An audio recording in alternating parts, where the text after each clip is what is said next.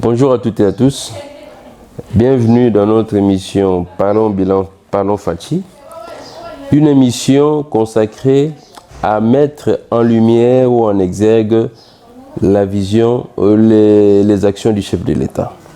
Et bien évidemment sa vision, parce que comme nous le savons tous, la vision du chef de l'État est de pouvoir aujourd'hui relever le pays qui est longtemps à genoux.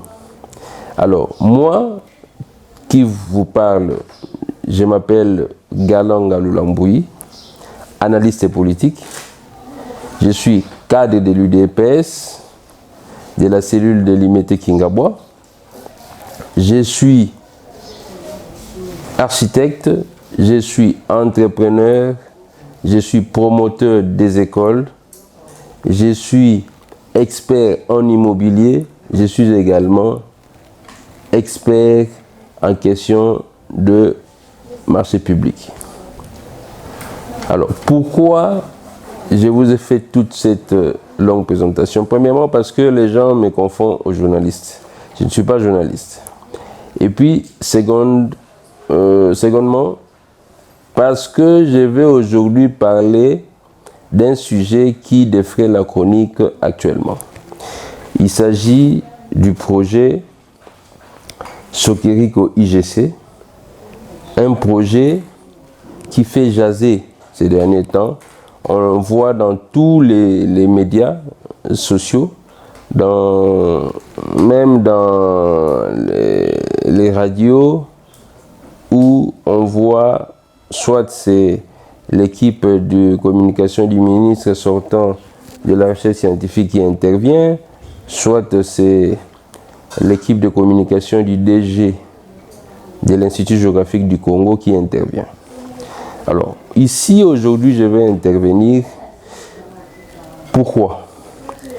L'émission que nous sommes en train de faire, ou nous faisons 3 fois par semaine, consiste à mettre en lumière les réalisations du chef de l'État, comme je l'ai dit au départ. Pourquoi nous mettons en lumière les réalisations du chef de l'État?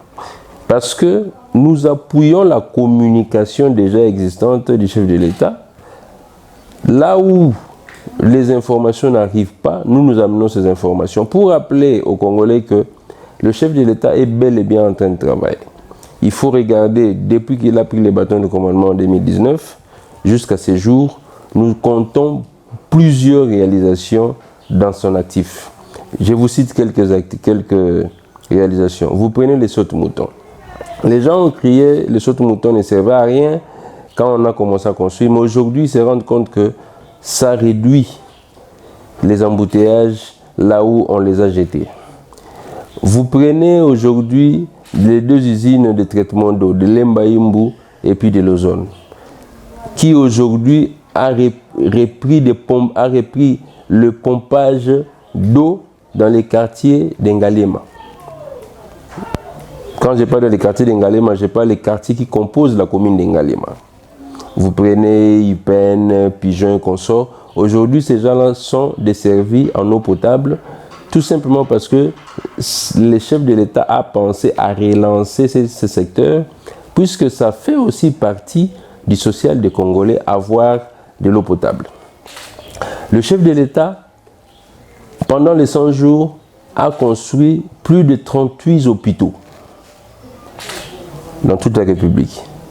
Plus de 376 écoles dans toute la République.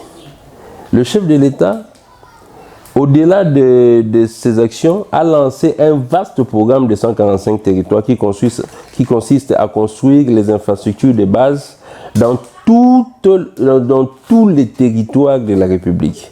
Chose qui n'a jamais existé même depuis l'époque de l'indépendance. Donc, le chef de l'État prône un développement transversal où toutes les provinces doivent bénéficier de l'appui et du financement du gouvernement central. C'est ce qui est en train d'être fait. Quand vous circulez, au moins actuellement, nous avons plus de 120 territoires qui sont en chantier. Les 25 autres dont je suis en train de faire allusion, c'est parce qu'il y a encore problème d'accessibilité. Il faut créer des accès pour arriver dans ces territoires et construire les écoles, les hôpitaux, puisqu'il faut 2 hôpitaux dans chaque territoire, plusieurs écoles, et puis avoir des infrastructures routières ainsi qu'un bâtiment administratif représentant l'État dans chaque province. Donc vous comprenez que c'est un vaste programme qui aujourd'hui nécessite une communication d'appoint pour appuyer le chef de l'État et de l'encourager à faire encore plus. Alors voilà pourquoi je vous dis que cette émission est importante, puisque ce que nous allons traiter aujourd'hui cadre également avec ce que nous déplorons avant l'arrivée du chef de l'État et que nous continuons à déplorer aujourd'hui, nous en tant que membres de la famille politique du chef de l'État. De quoi s'agit-il? Depuis l'année passée, il y a un projet de partenariat entre la société Sokeriko, une société indienne, et puis l'Institut géographique du Congo, qui est un service public de l'État rattaché au ministère de la recherche scientifique. Cette entreprise travaille, qui dépend du ministère de la recherche scientifique, mais a une autonomie de gestion. Donc lorsqu'on parle d'une autonomie de gestion, logiquement, le DG est libre d'agir, mais informe le ministre de tout ce qu'il fait comme action. Mais il ne peut pas, comme un enfant, tout le temps venir auprès du ministre pour demander l'autorisation, parce que c'est une autonomie de gestion. En 2022, le ministre de la Recherche scientifique sortant a amené des partenaires, la société indienne Sokeriko, pour pouvoir rénover le site de l'IGC qui se retrouve sur le boulevard du 30 juin. Je crois au numéro 106, si je ne me trompe pas, là où abrite actuellement la direction générale de l'Institut géographique du Congo et ses différents services. Alors, lorsque le ministre sortant a amené ces Indiens, il était question de pouvoir rénover. Et ces Indiens, en tant que promoteurs immobiliers, ont fait une proposition pour rénover avec un chiffre d'investissement de 35 millions de dollars. C'est là que le problème que nous voyons aujourd'hui a commencé. En expliquant, vous allez comprendre pourquoi. Lorsque le ministre sortant a amené ces Indiens, ils ont présenté une enveloppe de 35 millions, comme je l'ai dit, et l'actuel DG, le professeur Missoulou, Eric, a fait savoir à ses partenaires que déjà l'expertise immobilière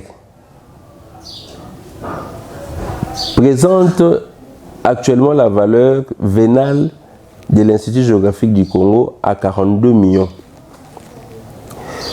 Comment un promoteur immobilier peut venir développer une activité à l'IGC avec un chiffre inférieur à la valeur vénale de l'immeuble et exige l'exclusivité de la gestion des bâtiments qui seront érigés et qui constituent les bénéfices en termes de location des locaux et les malls qui sera construit. Alors, le DG les a dit, il a même fait savoir au ministre qu'il fallait remonter le budget parce que 35 millions étaient inférieurs au montant logique à la valeur vénale de l'immeuble de l'IGC. Après échange, les Indiens sont montés à 63 500 000. Alors, les 63 500 000 aussi a créé une curiosité. Parce que, comme le montant le chiffre de l'investissement a augmenté, il était logique que le partenaire qui est le promoteur immobilier nous présente les plans correspondant au montant à investir, donc les 63 500 000. Quels sont les bâtiments qui devaient être construits là-bas? Premièrement, la société Sokeriko s'engageait à délocaliser tous les agents qui se situent dans l'enceinte de la direction générale de l'IGC pour le mettre dans l'autre parcelle, toujours de l'IGC, ce qui dit chaud, provisoirement. Donc, il devait construire des bureaux provisoirement là-bas pour que les agents et cadres se déplacent. Et puis, deuxièmement, toujours la société Sokeriko devait construire un immeuble qui va abriter le siège national de l'Institut géographique du Congo. Et après avoir maintenant construit ces bâtiments-là administratifs, c'est à ce moment-là que les Indiens vont construire un immeuble de -2 R+11. Donc, il y a une galette de 3 étages et puis 8 étages au-dessus avec 2 sous-sols qui vont servir de parking. Alors, nous avons demandé aux Indiens, puisque ce sont eux les promoteurs immobiliers, logiquement, lorsqu'ils viennent comme ça vers l'État, ils devaient déjà avoir leur plan. Mais à notre grande surprise, le plan qu'ils avaient amené, prenons d'abord pour l'immeuble administratif de l'IGC. Cet immeuble-là, lorsqu'ils ont amené le plan, avec les perspectives, les plans et les perspectives ne correspondaient pas. Ils ont dessiné les vieux plans, mais les perspectives étaient des images prises sur Internet. C'était le premier problème.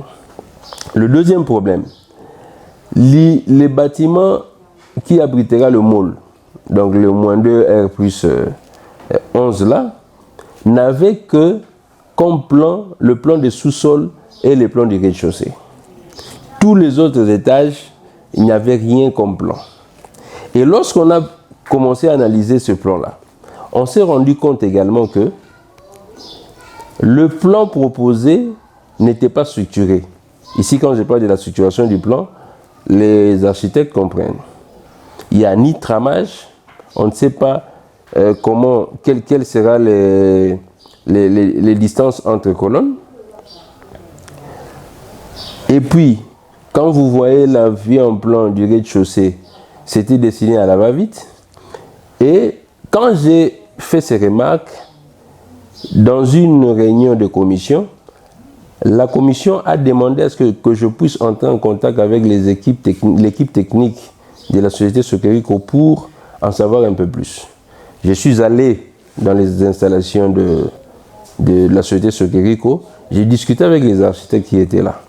Les architectes ont reconnu, séance tenante, que le travail était fait précipitamment, puisqu'il fallait présenter quelque chose au ministre, alors ils n'avaient pas le temps, ils sont allés à la va-vite, sans pour autant se mettre dans la réflexion profonde, surtout il s'agit d'un projet qui sera sur le boulevard du Tonjon. Et ils ont également promis de pouvoir refaire le projet pour qu'on ait des discussions techniques autour de ces plans-là. Malheureusement, jusqu'au moment où je vous parle, on n'a jamais reçu le plan des -2 R+11. On ne les a jamais reçus. En ce qui concerne les bâtiments de l'IGC, nous avions évolué, parce qu'il faut être honnête et sincère, nous avions évolué. Les plans qu'ils avaient présentés, premièrement, nous avions émis une observation. L'IGC actuellement compte à Kinshasa près de 900 agents. Alors que les architectes de Sokeriko proposaient un immeuble de R+7 avec une superficie totale de 4620 mètres carrés. Donc cela veut dire que lorsque vous faites les calculs, vous prenez ces 4620 mètres carrés divisés par les 900 agents, on se retrouve avec 3, quelque chose mètres carrés par agent. Donc, logiquement, il est difficile de caser et les cadres, et les agents, et la direction générale dans le même immeuble. Et après avoir émis cette réflexion, nous avons rédigé un TDR. Donc, TDR veut dire terme de référence, qu'on a présenté séance tenante toujours dans les réunions de commission, en disant qu'il serait préférable de suivre ces termes de référence. Ça va faciliter la conception et puis ça tiendra compte de tout ce qu'il y a comme problème au niveau de l'IGC, surtout que nous avons un effectif pléthorique au niveau de l'IGC. Fort malheureusement, on n'a pas reçu gain de cause. Ils ont gardé les mêmes plans avec la même superficie qui n'a pas changé. Et comme ils avaient l'appui du ministre sortant, nous n'étions dans l'obligation que de s'incliner. Après, lorsque le plan est validé, parce qu'on a discuté longuement, il y a eu des modifications, c'est le plan de l'immeuble du bâtiment administratif qui a été validé, les plans, les vues en plan. Comme on avait validé le fonctionnement, on a demandé aux architectes de Sokeriko de nous produire un avant-projet sommaire. Donc, tous les plans qui composent l'avant-projet sommaire, NAPS. Jusqu'à ce jour, on n'a toujours pas reçu l'APS venant de la société Sokeriko. Mais puisque le ministre sortant tenait à ce que ses amis indiens puissent gagner ce marché, il a poussé le DG à signer le contrat avec eux. Moi, personnellement, j'ai parlé au DG. Pourquoi signez-vous un contrat qui n'a pas encore d'anneau? L'anneau, c'est l'avis de non-objection de la DGCMP. Pourquoi signez-vous ce contrat-là? Le DG m'a dit clairement, j'ai l'accord de coup. On me menace de m'éjecter de ce poste si je ne signais pas le contrat. Alors, je n'ai pas le choix de signer le contrat, mais on a inclus des clauses de réserve qui feront à ce que les Indiens puissent se rattraper, d'abord en ce qui concerne les plans qui n'étaient pas encore à notre disposition, et puis deuxièmement, ils devraient aussi commencer à verser un montant auprès de la société, auprès de l'IGC pendant la période de construction avant que cela soit fini. Et on a soulevé des inquiétudes. La société Sokeriko va commencer à verser 17 500. Or, l'IGC en lui-même avait une capacité de recette de 35 000 $ le mois. On a suggéré à ce que ces mêmes montants soient payés chaque mois par Sokeriko. Le ministre sortant a refusé catégoriquement et il a validé le montant qu'avait proposé Sokeriko. Donc c'était une imposition. On a imposé 17 500 au lieu de 35 000 $ que l'IGC produit chaque fin du mois. Le premier problème. C'est le deuxième problème. Au-delà de ça, on a posé la question. 17 500 seront versés chaque mois pendant la période de construction. Mais après la période de construction, que devient l'IGC? Que devient les finances de l'IGC? Ils nous ont dit qu'il fallait inclure un pourcentage qu'on va commencer à prélever dans les revenus des loyers qui découleront de la location des appartements, des bureaux et du mall qui seront, non pas des appartements parce qu'on avait enlevé les appartements, des bureaux et malls qui seront construits. Nous avons proposé 20% du montant. Et les ministres et Sokeriko, c'est comme si c'était une équipe qui était contre l'IGC. Ce qui nous étonnait, les ministres sortants prenaient toujours la part de la société Sokeriko. Les 20% que nous avions proposés a été balayé d'un revers de main. Et Sokeriko a proposé 7,5% de la valeur réelle que va commencer à gagner par an ou par mois la société Sokeriko. J'ai même devant moi la prévision des rentabilités.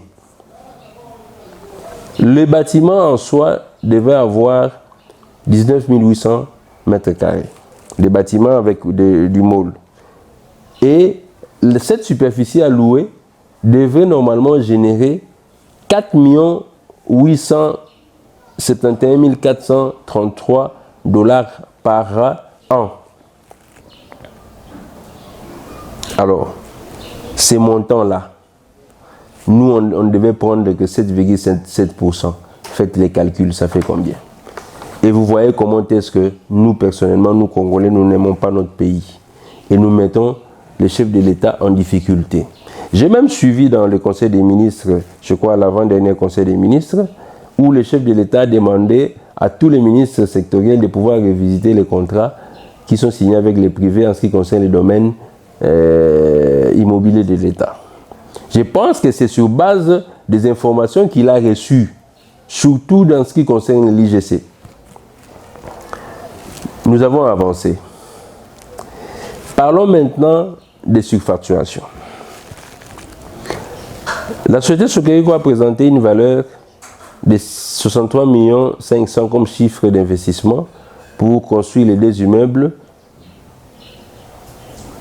le bâtiment administratif de l'IGC et puis le môle pour leur permettre de récupérer leur financement. Donc ce sera en BOT. Ils construisent un bâtiment qu'ils vont exploiter pendant, et ils proposaient 50 ans. On les a fait comprendre que 50 ans ne sera pas possible, il faut rester à 25 ans. Là aussi, on est resté en train de se chamailler sans pour autant trouver une solution. Malgré que dans le contrat, on a mis 25 ans. Maintenant, sur les 63 500 000, l'immeuble administratif, la société Sokeriko l'a taxé à 6 500 000. Et puis l'immeuble de moins 2, R+11 à 57 millions, s'il vous plaît. Lorsque j'ai pris ces chiffres, on a demandé les plans. Les plans n'existaient pas. J'ai posé la question aux architectes. Est-ce qu'on peut avoir les superficies de chaque bâtiment? Pour les bâtiments administratifs, ils nous ont donné une superficie de 4 622 mètres carrés. Et pour les bâtiments moins 2 R+11, ils nous ont donné une superficie de 19 800 mètres carrés. Je suis allé dans les calculs simples. Lorsque vous prenez les bâtiments administratifs, on considère que déjà à 800 $ le mètre carré bâti, nous avons un standard, un standing moyen. 800 $ le mètre carré, nous avons un standing moyen. On a pris 800 $ le mètre carré fois 4620 qui représente la superficie totale du bâtiment. On a trouvé une valeur de 3 696 000 $ au lieu de 6 500 000. Donc il y a déjà surfacturation. Et on a fait savoir à la société Sokeriko que le prix ou la valeur, le coût que vous avez donné à ces bâtiments est largement supérieur à la réalité. Avec 3 696 000, on peut construire cet immeuble-là de R+7. Nous sommes allés dans un débat où le ministre a tranché, le montant reste 6 500 000. Nous avons encore pris le deuxième immeuble.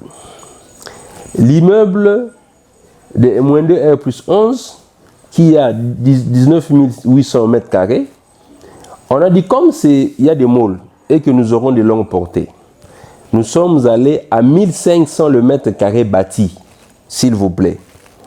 Quand vous prenez 19 800 mètres carrés fois 1500 $ le mètre carré bâti, nous sommes arrivés à 29 700 000 $ au lieu de 57 000 proposés par la société Sokeriko. Et moi, personnellement, j'ai pris la parole pendant les réunions de commission pour dire qu'il y a surfacturation. Quand vous prenez 29 700 000 plus 3 696 000, nous sommes aux alentours de 33 millions quelque chose. Donc avec 34 millions à la main, le projet est fait. Et la question maintenant qu'on s'est posée, les 30 autres millions ou les 29 millions 500 qui est resté profitent à qui? Et ces débats et ces questions n'ont jamais trouvé de réponse jusqu'à ce jour. Donc nous considérons que avec 34 millions, les 2 immeubles peuvent être construits et achevés. Parce que avec les chiffres que j'ai donnés, le mall, $1 500 le mètre carré bâti, et les bâtiments administratifs, $800 le mètre carré bâti, tout architecte ou tout expert en la matière ne peut pas me contredire que ces chiffres-là sont largement suffisants pour pouvoir construire les 2 bâtiments. Malheureusement, on n'a pas branché sur nos préoccupations, nous sommes restés à 6,5 millions. Et à la signature du contrat, les DG ne pouvaient que signer le contrat parce qu'on l'a obligé de signer le contrat. Mais comme nous avions inscrit dans l'article 3 les clauses de réserve pour pouvoir pousser la société indienne à rencontrer les préoccupations que nous avions soulevées pendant les commissions, malgré ces insertions-là, ces problèmes n'ont jamais trouvé satisfaction. Les plans, jusqu'aujourd'hui, l'IGC n'a jamais de plans. De 2, la valeur réelle du projet, on n'a pas parce qu'on n'a pas les devis détaillés jusqu'aujourd'hui. Les cahiers de charges, nous n'avons pas du projet. On n'a pas les cahiers de charges. On ne sait pas l'immeuble sera construit avec quel type de matériaux. L'immeuble sera construit avec quel type de fondation. On ne connaît absolument rien. Mais curieusement, la société Sokeriko demande au DG de pouvoir autoriser aux engins d'entrer dans les sites pour commencer les travaux. On s'est posé la question. Cette société va entrer pour construire quoi? Parce que les plans, nous n'avons pas. 1. De 2, il va entrer pour construire comment? Parce qu'on n'a pas encore déguerpi les agents qui sont à l'IGC. On ne les a pas encore placés là où on devait aménager les bureaux provisoires. Comment les déguerpir? On ne les a pas encore aménagés. Et comment on va commencer les travaux pendant qu'il n'y a pas d'études géotechniques? Il n'y a pas d'études d'ingénierie. Donc quand je parle d'ingénierie, il n'y a pas de notes de calcul. Il n'y a pas les plans de structure. Il n'y a rien. Mais, curieusement, on a vu les engins accéder dans les sites pour commencer les travaux. Et les travaux de quoi? Jusqu'aujourd'hui, on n'en sait rien. Donc, vous comprenez l'impasse qui se passe au niveau de l'IGC. Nous, en tant que UDPS, on ne peut que dénoncer ce genre de comportement. Parce que ce pays ne va pas se développer seulement seul avec le chef de l'État.